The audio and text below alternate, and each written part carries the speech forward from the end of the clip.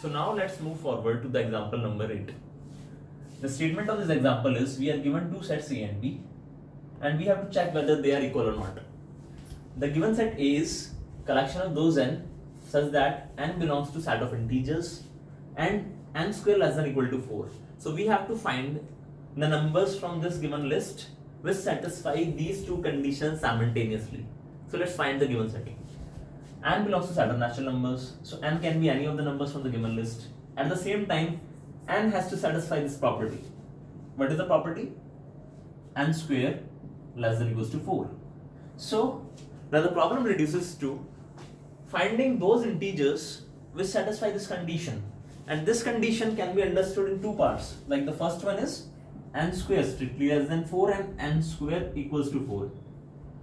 The second is quite easy to solve because this is a quadratic equation and we know the roots of this is n equals to plus minus 2 simply. But what about this one? For this we have to find every integer whose square is strictly less than 4. We know that these two does not satisfy this condition because the square of this equals to 4. For these two, ultimately those integers again lie from here to here. If you can just think, this is the range because on the extremes you find the squares are strictly 4.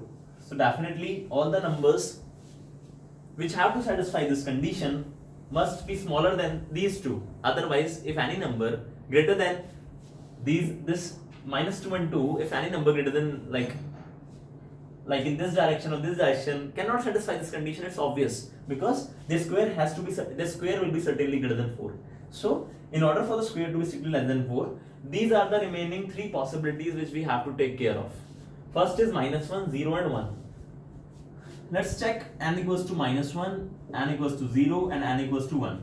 The square of this is n square in this case is minus 1 square, which is nothing but 1, and of course which is strictly less than 4.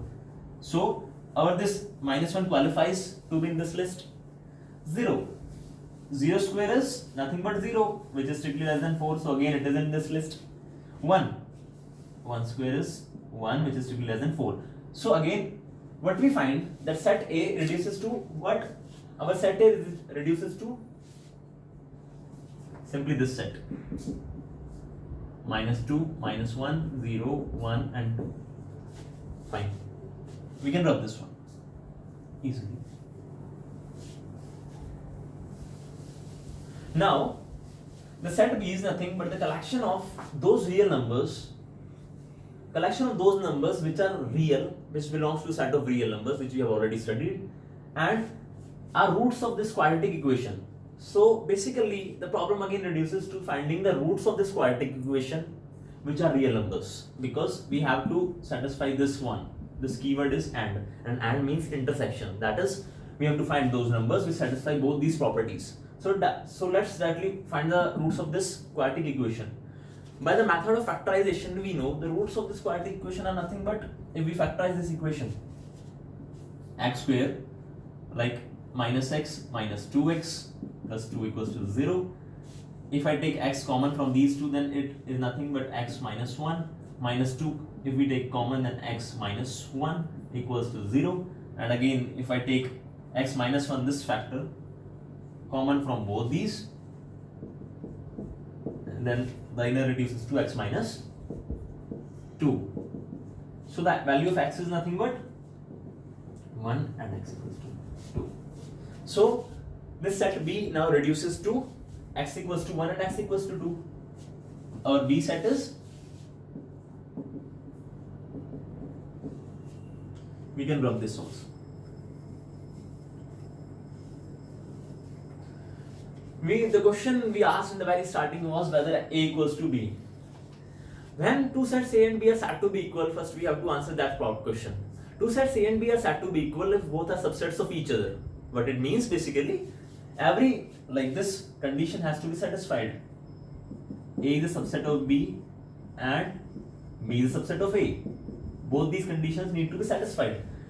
And for subsets, what we check basically whether each element of this set also is a member of this set. But what we find that every element of the set A is not a member of the set B, which you can easily see, because there are some elements in the set A which are not present in the set B.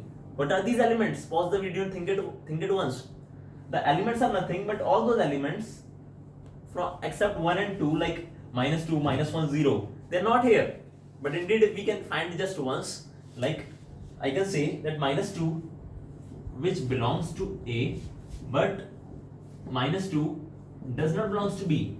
So what it means, that set A is not a subset of B. So our condition for the equality, which was this, is now violated, because this is not true. So definitely we can say that set A is not equal to set B, and of course which you can see also, which is easily visible.